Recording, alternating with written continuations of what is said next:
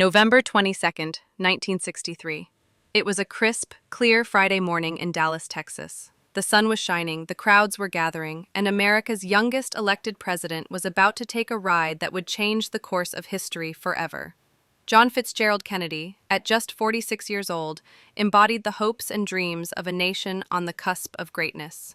He was charismatic, handsome, and filled with the promise of a bright future. But in the span of just a few seconds, that promise would be shattered, and America would lose its innocence forever.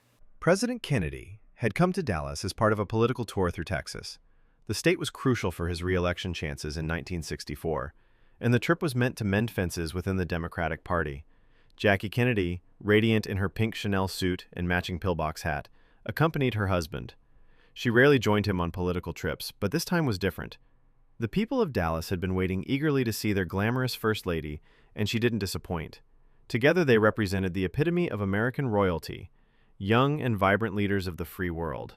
The presidential motorcade was scheduled to travel through downtown Dallas, winding its way from Love Field Airport to the Trade Mart, where Kennedy was set to deliver a luncheon speech. The route had been published in local newspapers days in advance, a standard practice that allowed thousands of well-wishers to line the streets. Security was present, but not overwhelming by today's standards.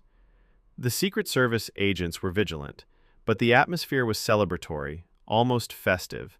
No one could have imagined what was about to unfold. At 11:40 a.m., Air Force One touched down at Love Field. President Kennedy emerged from the aircraft, flashing his famous smile and waving to the cheering crowd. Jackie, stunning in her pink ensemble, received a bouquet of red roses and yellow roses of Texas. The couple seemed relaxed and happy as they made their way to the waiting limousine, a dark blue Lincoln Continental convertible. Governor John Connally of Texas and his wife Nellie joined them in the car, with the Connollys sitting in the front seats and the Kennedys behind them. The motorcade began its journey through Dallas at 11:50 a.m. The crowds were larger and more enthusiastic than expected. People lined the streets 10 deep in some places, cheering, waving, and taking photographs. Children sat on their parents' shoulders to get a better view. Office workers leaned out of windows, throwing confetti and calling out greetings. The President and First Lady waved back, their faces beaming with genuine warmth and appreciation for the reception they were receiving. As they traveled through the downtown area, Mrs. Connally turned to President Kennedy and said, "Mr. President, you can't say Dallas doesn't love you." Kennedy smiled and replied, "That's obvious."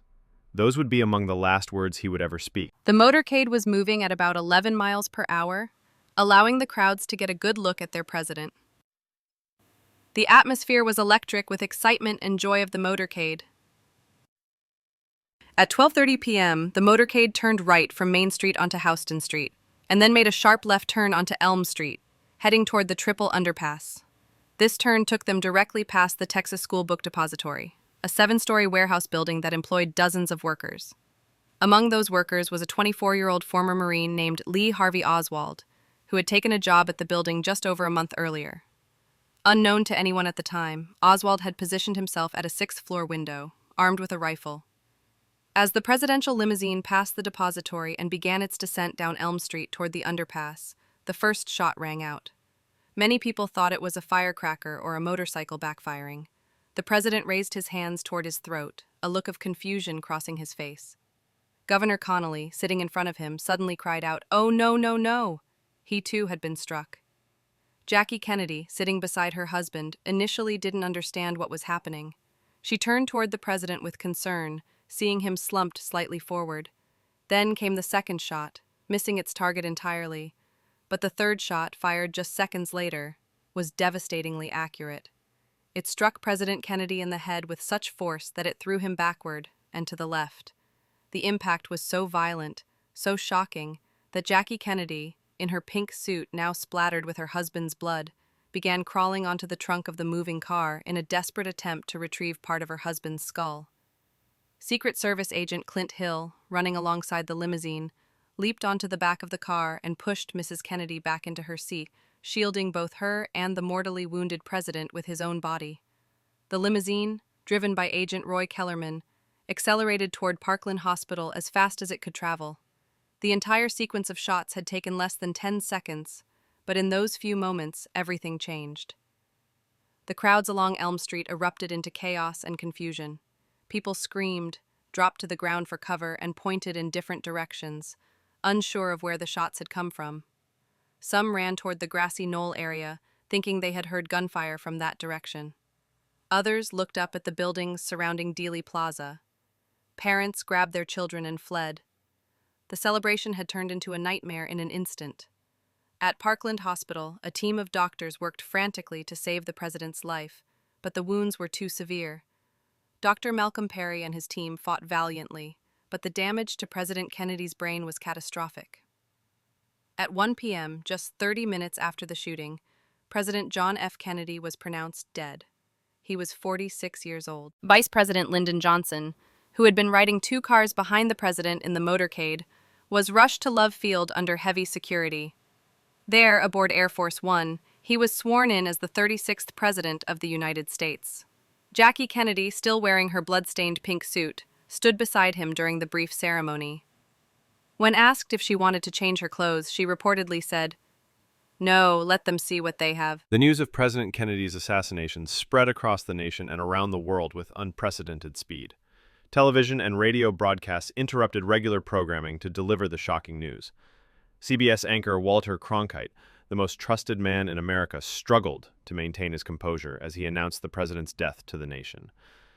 Across America, people stopped what they were doing and gathered around television sets and radios, unable to believe what they were hearing.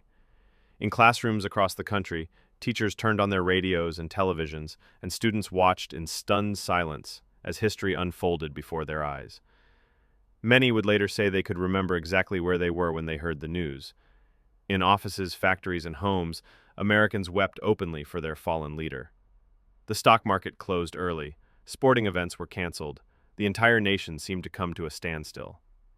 Meanwhile, back in Dallas, police were conducting a massive manhunt for the assassin. Within hours, they had arrested Lee Harvey Oswald at a movie theater in the Oak Cliff section of Dallas. Oswald had fled the book depository immediately after the shooting, returned to his boarding house to get a pistol, and then shot and killed Dallas police officer J.D. Tippit, who had stopped him for questioning. His capture at the Texas Theater came after a brief struggle with police officers. For the next 2 days, Oswald was interrogated by Dallas police, FBI agents, and Secret Service personnel. He denied shooting the president, claiming he was a patsy who had been set up, but the evidence against him was mounting. His rifle had been found on the 6th floor of the book depository, along with 3 spent shell casings. His palm print was on the rifle, and witnesses had seen him in the building that morning. On Sunday morning, November 24th, as Oswald was being transferred from the Dallas City Jail to the county jail, another shocking act of violence occurred. Jack Ruby, a local nightclub owner, stepped forward from a crowd of reporters and shot Oswald at point-blank range. The shooting was captured live on television, watched by millions of Americans who were already reeling from the events of the previous 2 days. Oswald died at Parkland Hospital, the same hospital where President Kennedy had died just 2 days earlier. The funeral of President Kennedy was held on Monday, November 25, 1963. It was a day of profound national mourning. The president's body lay in state in the Capitol, where hundreds of thousands of Americans filed past his casket to pay their respects. The funeral procession from the Capitol to St. Matthew's Cathedral was watched by an estimated 1 billion people worldwide, making it one of the most watched events in television history. Jackie Kennedy, dressed in black and wearing a black veil, walked behind her husband's casket with her 2 young children, Caroline and John Jr. The image of 3-year-old John Jr. saluting his father's casket as it passed by became one of the most iconic and heartbreaking photographs in American history. Leaders from around the world attended the funeral, including Charles de Gaulle of France, Haile Selassie of Ethiopia, and representatives from over 90 countries. The assassination of President Kennedy marked the end of an era of American optimism and innocence.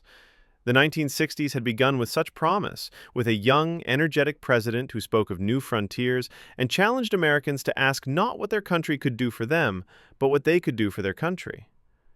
His death ushered in a period of social upheaval, political turmoil, and national questioning that would define the remainder of the decade.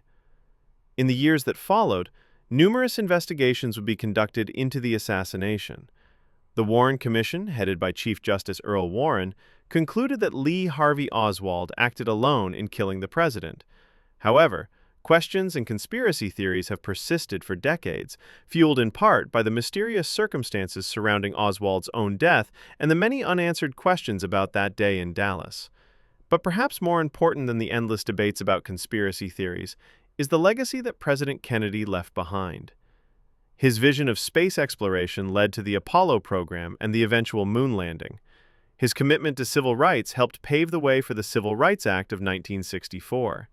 His call for public service inspired a generation of Americans to enter government and work for the betterment of their fellow citizens. The assassination of John F. Kennedy was more than just the death of a president. It was the moment when America lost its innocence and came face to face with its own mortality.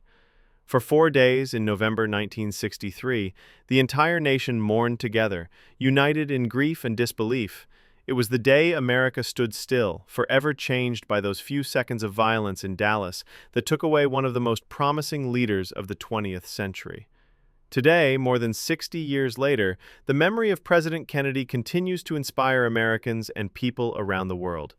His words still resonate, his vision still motivates, and his tragic death still serves as a reminder of how fragile democracy can be and how precious our leaders truly are.